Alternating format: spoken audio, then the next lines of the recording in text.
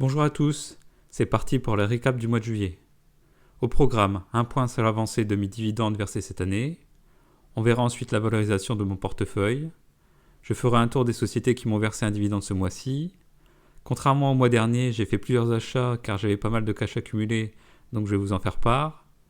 Un point assez bref sera fait sur une de mes actions PEA qui a annoncé une augmentation de dividendes.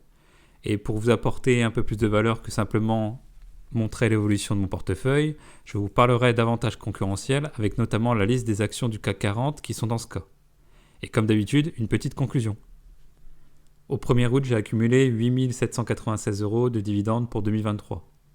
Pour les personnes qui ont rejoint la chaîne récemment, quand je parle de dividendes versés, ce sont les dividendes bruts du PEA, plus les dividendes nets du compte titre, moins la taxe sur les actions américaines de 15%.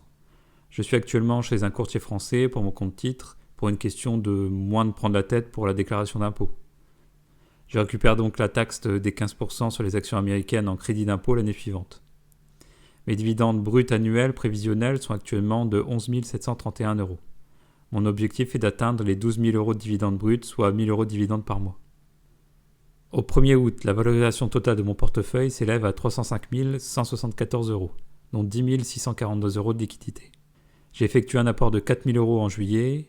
Alors oui, mes apports sont importants, mais de votre côté, vous pouvez très bien mettre par exemple 200 à 400 € tous les mois et bénéficier du véhicule d'investissement qu'est la bourse. L'objectif, c'est d'utiliser les intérêts composés et de vous générer un complément de revenu grâce aux dividendes. En tout cas, si vous êtes ici, c'est déjà que vous avez pris conscience de l'importance d'investir et ça, je vous en félicite. Je ne suis pas un conseiller financier, toutes les informations données dans cette vidéo ne constituent en aucun cas des conseils en investissement. Le portefeuille présenté dans cette vidéo n'a pas vocation à être répliqué. Tout investissement boursier implique des risques, dont la perte partielle ou totale de l'investissement de départ. Le 3 juillet, Total Energy m'a versé 353,72 €. Le même jour, Broadcom m'a versé 32,63 €. T. Rowe Price, le 10 juillet, m'a apporté 83,49 € de dividendes. Encore le 10 juillet, j'ai touché 89,67 € de Best Buy. Le 18 juillet, American Tower m'a versé 35,50 €. Et pour finir, je pense que vous commencez à la connaître vu que c'est une action qui me verse des dividendes tous les mois. Main Street m'a versé 33,51 €.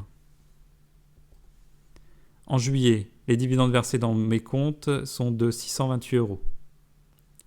Passons maintenant aux arbres que j'ai plantés et qui vont produire de plus en plus de dividendes année après année. J'ai acheté 9 actions LVMH, j'ai donc un total de 25 actions qui me versent 300 € de dividendes annuels.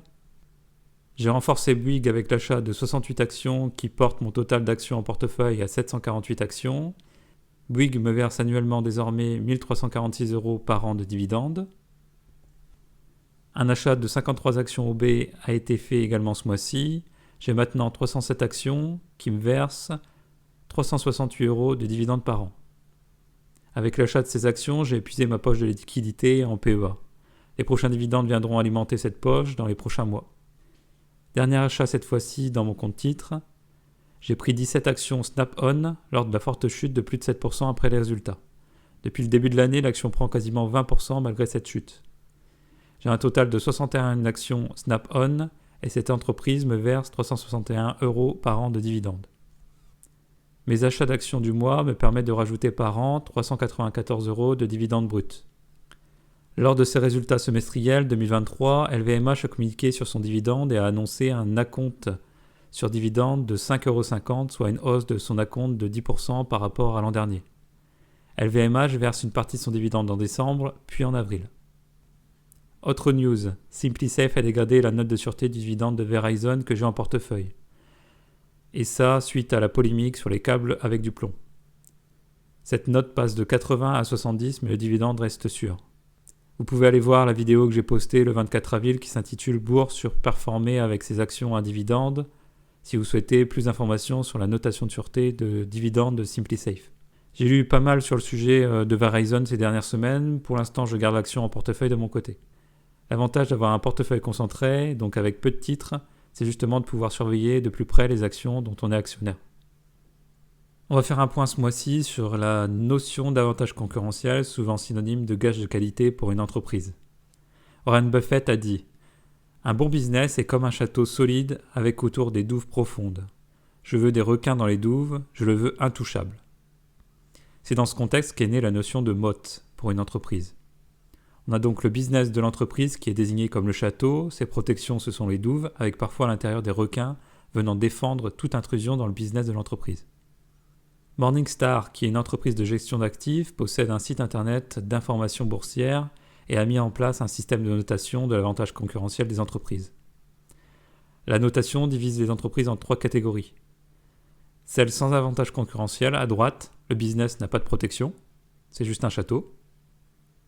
Il y a ensuite les entreprises avec un avantage concurrentiel étroit au milieu, désignées comme narrow.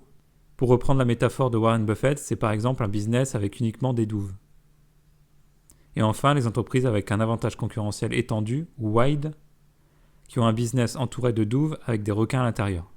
Morningstar précise que pour avoir un motte narrow ou wild, 2 critères doivent être absolument remplis.